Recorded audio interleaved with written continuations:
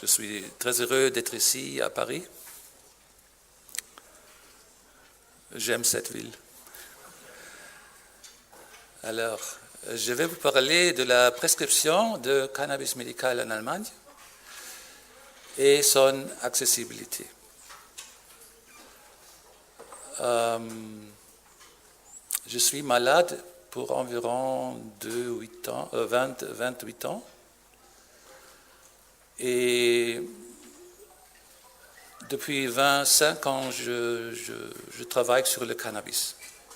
Pas seulement sur le cannabis médical, mais aussi sur la pharmacologie, la toxicologie et toutes les choses. Et en 2012, j'ai ouvert un cabinet médical. C'est un cabinet très spécial parce que mes patients sont assis devant moi. Je suis sur mon lit. Ils sont invités dans ma chambre. Voilà. Alors je pratique cette profession, mais aussi avec une base scientifique. Et si on travaille sur cette chose, ça va très vite de commencer à être actif. Si on voit s'il y a une plante comme le cannabis qui peut aider beaucoup de gens et qui n'ont pas d'accès, alors on pense qu'il faut être actif. Et ça, c'est ça cause. À Wikipédia, on dit que je suis un médecin allemand et un activiste de cannabis. Hein. Mais ce n'est pas tout à fait vrai. Je suis d'abord un scientifique et un médecin. Et si on regarde cette chose au sérieux, il faut commencer à être actif. Alors, le deuxième. Alors, je vais parler sur la nouvelle loi. Depuis le 10 mars 2017, chaque médecin allemand peut prescrire des fleurs et des extraits de cannabis à chaque patient. Dans certaines circonstances, les assureurs maladie doivent payer pour un traitement avec des médicaments à base de cannabis. Ce sont les deux points les plus importants sur cette loi. Alors, le prochain.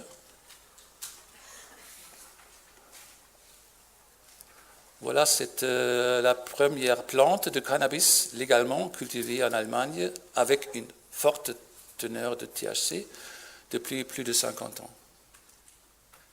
En 2016, un patient atteint de sclérose en plaques, a obtenu une licence pour cultiver des fleurs de cannabis en personne au tribunal administratif fédéral. C'était une cause pour la nouvelle loi, parce que le gouvernement ne voulait pas que les patients cultivent le cannabis à la maison. Alors, le prochain. Alors, c'était un jugement, une décision décisive en Allemagne. Un jugement du Cour administratif fédéral en 2005. Et le Cour a dit que cette question du cannabis médical, c'est une question de droit de l'homme. Si vous avez quelque chose, une plante, quelque chose, qui peut aider des gens, il y a des gens qui sont malades. Alors, comment peut un gouvernement dire non, c'est interdit de prendre cette plante pour vous. On sait que cette plante peut vous soulager, mais on ne laisse pas le faire. Alors, le Cour administratif fédéral a dit en 2005, le droit à l'intégrité physique ne peut pas être violé par les organes de l'État qui engendrent eux-mêmes une agression ou infligent la douleur à travers leurs actions. L'étendue de la protection de ce droit fondamental est également affectée si le gouvernement prend des mesures pour empêcher qu'une condition médicale soit guérie ou atténuée. Ce jugement était pris dans un cas d'un patient atteint de sclérose en plaques qui a demandé au gouvernement un accès sur le cannabis. Et c'était basé sur une décision de la Cour constitutionnelle fédérale en 2000. En 2000, la Cour fédérale allemande a décidé que des patients peuvent demander une exemption de la loi sur les stupéfiants pour utiliser des fleurs de cannabis à l'Institut fédéral de médicaments et des dispositifs médicaux. C'est un institut du ministère de la Santé. Et après, beaucoup de patients ont demandé une exception, cette exception. Mais le gouvernement a toujours décidé, il a rejeté toutes ces demandes. Alors on est allé devant les cours administratifs et c'était le dernier jugement du cours administratif fédéral. Et après ça, en 2007, on a commencé en Allemagne de donner des exemptions aux patients. C'était environ de 2007 à 2016, environ 1000 patients qui ont obtenu une exception de la loi sur les stupéfiants pour avoir du cannabis médical dans pharmacie. C'était importé des fleurs de la Hollande et ils pouvaient acheter ce médicament dans la pharmacie. Alors, l'autre? Encore? Voilà, c'est l'histoire de la loi. Alors, en 1998, le dronabinol peut être prescrit. En 2000, il y avait cette décision de la Cour constitutionnelle fédérale que les patients peuvent demander une dérogation à la loi sur les stupéfiants pour utiliser. Et entre 2000 et 2005, il y a des centaines de patients qui ont demandé cette dérogation, mais le gouvernement a rejeté toutes ces demandes. Et en 2005, il y avait cette décision du tribunal administratif fédéral qui dit que le gouvernement ne peut pas rejeter toutes les demandes. Et 2 ans plus tard, il y avait des premières exceptions par l'Institut fédéral des médicaments et des dispositifs médicaux. En 2011, il y avait l'approbation du Sativex, c'est un extrait de cannabis. En 2016, il y avait cette décision du tribunal fédéral sur l'autoculture du cannabis, parce qu'il y avait des patients qui disent « Ah, très bien, alors je peux acheter du cannabis dans la pharmacie qui coûte très cher, mais je n'ai pas de monnaie, je n'ai pas assez de gens. Alors je vais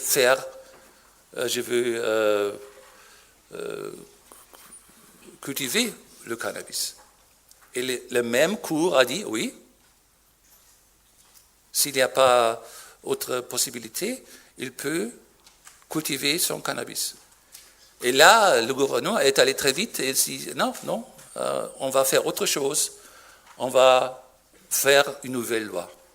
Et on va parler de cette loi aujourd'hui. Alors, la prochaine. Alors, c'est ici le dronabinol, le THC, qui peut être prescrit depuis 1900 98. Et la prochaine. Ici, c'est le Sativex, qui est homologué en Allemagne depuis 2011 pour le traitement de la spasticité liée à la sclérose en plaques. On peut les prescrire pour d'autres conditions, d'autres maladies, mais pour la sclérose en plaques, les assurances doivent payer pour ce médicament. Pour les autres maladies, ils ne doivent pas payer. Ils ne doivent pas payer. Alors, encore, la prochaine. Alors, le nombre des patients. Jusqu'au janvier 2017, un total de 1040 dérogations aux dispositions de la loi avait été approuvé. Alors, il y avait 1040 dérogations. Environ 300 de ces patients étaient mes patients. Alors, j'ai fait un peu d'effort. Et au cours de la première moitié de l'année qui a suivi l'entrée de vigueur de la loi, 12 000 demandes de remboursement de cannabis en tant que médicament ont été satisfaites par les assurances, dont 6 800 ont été approuvés. On est maintenant, après un an, on a presque 15 à 20 000 patients qui ont accès au cannabis. C'est allé plus vite que personne n'a pensé, hein, parce qu'il y avait déjà, la demande est là. Hein. Et en 2016, il y avait une conférence d'experts, on a parlé de cette loi, et il y avait toujours des experts qui ont dit, ouais, alors c'est le cannabis, ça va être toujours des minuscules pourcents de patients qui vont profiter de cette cannabis. Hein. Mais on sait de l'autre pays, par exemple le Canada ou l'Israël, la Hollande, qu'environ 1 à 2% de la population profite du cannabis. Alors, pour l'Allemagne, c'est 800 000 à 1,6 million. Alors, la prochaine. Voilà, c'était le site du ministère de Santé. Après, la loi a été votée dans le Bundestag.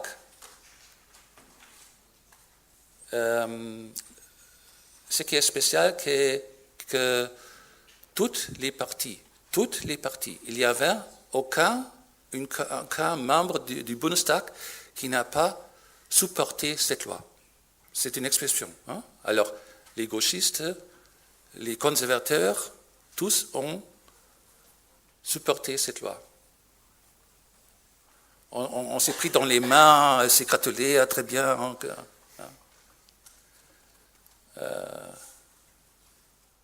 Alors, l'autre. Alors, les éléments.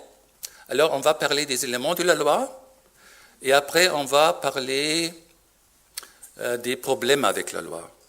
Hein. On était plus optimiste devant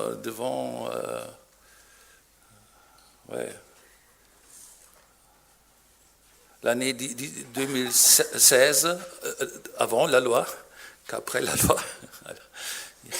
Après, il y avait aussi des problèmes. Alors, les éléments. Les fleurs de cannabis et les extraits de fleurs de cannabis de qualité pharmaceutique sont devenus des médicaments d'ordonnance. Cela signifie qu'il n'est plus nécessaire de demander l'approbation de l'Institut fédéral des médicaments et des dispositifs médicaux. Deuxièmement, des fleurs et des extraits de cannabis peuvent être prescrits sur ordonnance d'un narcotique par un médecin généraliste pour toute indication où le médecin et le patient prévoient un bénéfice potentiel. Alors, c'est différent beaucoup d'États américains, hein, où il y a une liste de maladies, par exemple. Cette liste n'existe pas. Il faut avoir une maladie grave. Cependant, les médecins doivent clarifier la question du remboursement par le fournisseur d'assurance maladie. Une prescription privée où le patient supporte le coût du médicament lui-même est également possible à tout moment. Alors, ça signifie que il y a des patients qui ont assez d'argent, qui ont toujours pas si grand problème que des gens qui n'en ont pas beaucoup d'argent, pour qui c'est nécessaire que l'assurance paie. Il y a beaucoup de personnes qui disent « Ah ouais, 100 euros, 200 euros, 300 euros, ça me fait pas cher, c'est pas cher pour moi, je n'ai pas de problème, je ne fais pas appel à l'assurance, je vais payer moi-même. » Mais pour d'autres, 100 euros, 200 euros, c'est beaucoup d'argent. Hein. Alors, la prochaine. Alors, c'est environ 30 variétés de cannabis en Allemagne sont importées des Pays-Bas, c'est le Biroccan ici, et du Canada. Et ça va augmenter. Il y a un problème, on n'a pas, normalement, environ 4, 5, 6 variétés sont accessibles et d'autres ne sont pas là et il faut attendre encore 4 semaines. Les autres sont accessibles parce qu'on n'a pas vu qu'il y a beaucoup de patients si vite. Alors l'autre, la prochaine.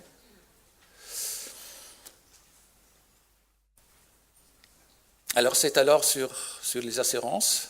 Le coût des médicaments à base de cannabis, tels que le nabiximol, le Sativex, le Nabilon et le dronabinol, le THC, ainsi que les extraits de cannabis et de cannabis, devraient être couverts par les compagnies d'assurance maladie, soumises à certaines conditions.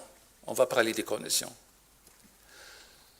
Un permis de l'assurance maladie doit être obtenu avant que la première ordonnance ne soit délivrée. Les fournisseurs d'assurance ne peuvent les refuser que s'ils ont une justification solide. C'est la théorie. Alors, l'autre.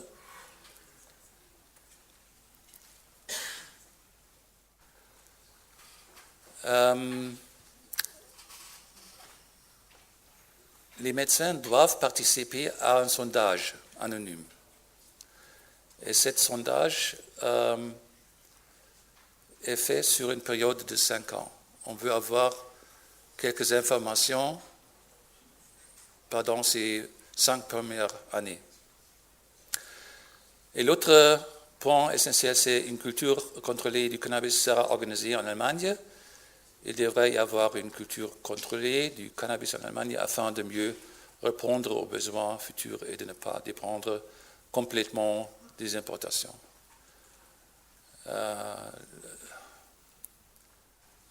Le plan d'abord était qu'en 2019, il y a les premières plantes d'Allemagne, mais je crois que ça va peut-être être 2020 ou 2021, je ne sais pas.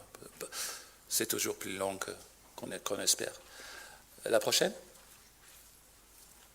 Alors, les exigences pour les assurants, pour la couverture par les compagnies d'assurance de maladie. Exigence 1,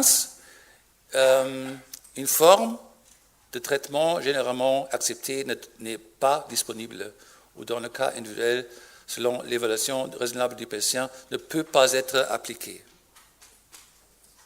C'est toujours une discussion. Y a-t-il encore un traitement général accepté ou non? Exigence 2, il doit y avoir une maladie grave. Il y a aussi des discussions qu'est-ce qui est grave, hein? Une douleur grave ou non grave? Exigence 3, il doit y avoir une perspective pas tout à fait lointaine d'un effet sensiblement positif sur l'évolution de la maladie ou sur des symptômes graves. Et ça, les assurances disent souvent qu'il n'y a pas d'études cliniques, alors il n'y a pas de perspective. Et c'est étrange parce qu'il y a un patient qui dit le cannabis me soulage très beaucoup, et il y a le médecin qui dit oui, je le vois, et l'assurance dit il n'y a pas d'études alors. Alors, la prochaine. Alors, les problèmes avec la loi. Premier problème, le cannabis a doublé de prix. C'était une surprise. Le premier jour, quand la loi était en craft. Oui, parce que avant la loi, le cannabis n'était pas un médicament. Alors, la pharmacie a donné à un patient une chose qui n'est pas un médicament, mais du cannabis. Après la loi, c'est un médicament, et parce que ce n'est pas un médicament fait ou finished, je ne sais pas le mot français, c'est fait, hein, mais quelque chose avant un médicament. Le pharmacien doit ouvrir la boîte, regarder si c'est du cannabis, et ça coûte 100% sur le ouais. Alors, il faut tester, hein, parce que... Alors, il y avait des patients qui, avant, avaient des exceptions. Ils ont acheté le cannabis pour 12 ou 15 euros par gramme. Et après, ils n'ont pas d'assurance qui leur payait le cannabis. Et ils ont commencé, avec la loi, ils ont commencé à payer le double. C'était la seule conséquence pour quelques patients. Les médecins s'inquiètent des réclamations de recours. C'est parce que en Allemagne, les médecins doivent aussi regarder l'économie. Hein? Ils ne doivent pas, je ne sais pas si comment c'est en France, et il faut aussi donner un bon traitement, mais aussi il faut regarder de ne payer trop pour un patient. Et si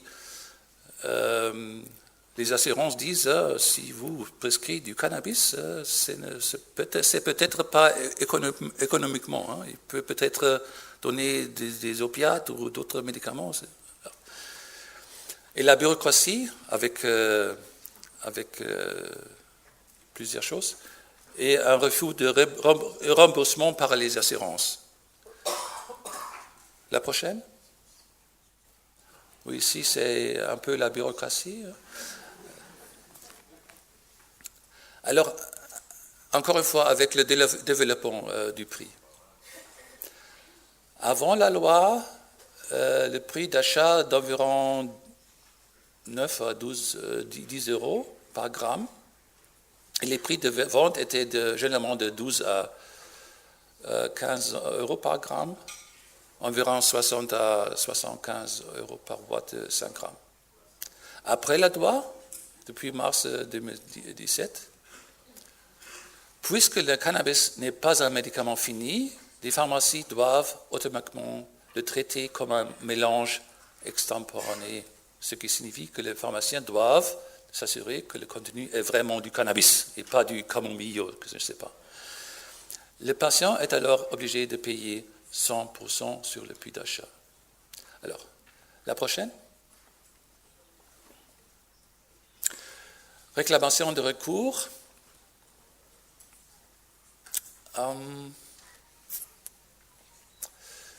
Des avertissements excessifs de certaines associations médicales ont même conduit certains médecins qui prescrivent auparavant du cannabis à annuler à nouveau le traitement.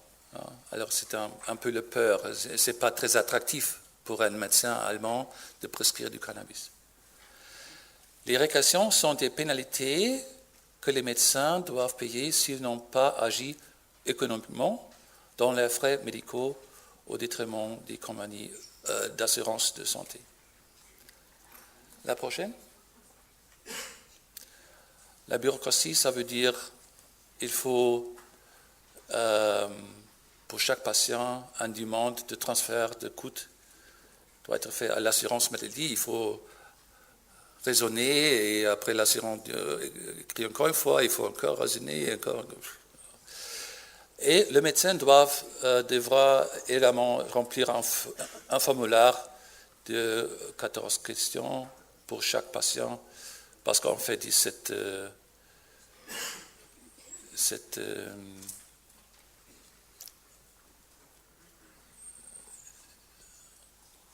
ne trouve pas le mot français, on va continuer alors. On va continuer. Ok, le refus de remboursement, environ 60% des demandes sont positives et 40% rejetées, souvent pour des raisons qui ne tiennent pas compte du bien-être du patient, je crois.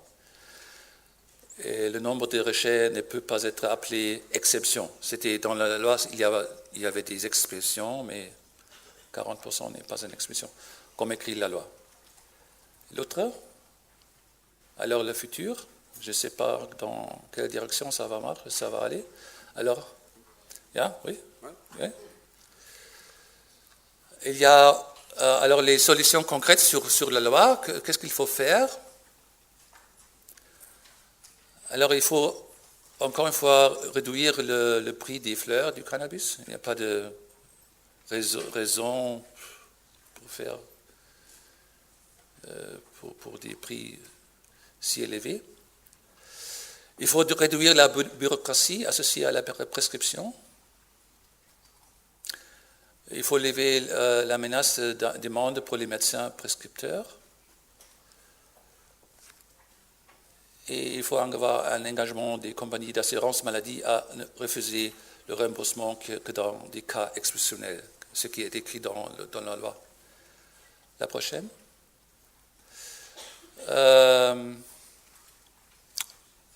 Dans des semaines ici, maintenant, on fait une autre pétition. L'ACM, c'est l'Association Cannabis Médical, prépare une pétition au gouvernement fédéral qui vise à s'assurer que les patients qui ont besoin d'un traitement avec du cannabis, selon une déclaration écrite d'un médecin, ne sont plus poursuivis. Il n'y a plus de justification pour traiter ces patients comme des criminels. Pour atteindre cet objectif, il faut modifier la loi sur les stupéfiants. Il est déjà prévu dans la loi des stupéfiants d'arrêter les poursuites pénales contre les personnes qui ont été arrêtées parce qu'elles étaient en possession d'une petite quantité de cannabis. C'est environ 5 grammes, 6 grammes. En Allemagne, on arrête les poursuites. Et on peut aussi dire qu'on peut arrêter les poursuites si c'est un patient, je crois. Alors, la prochaine? Je suis... Alors.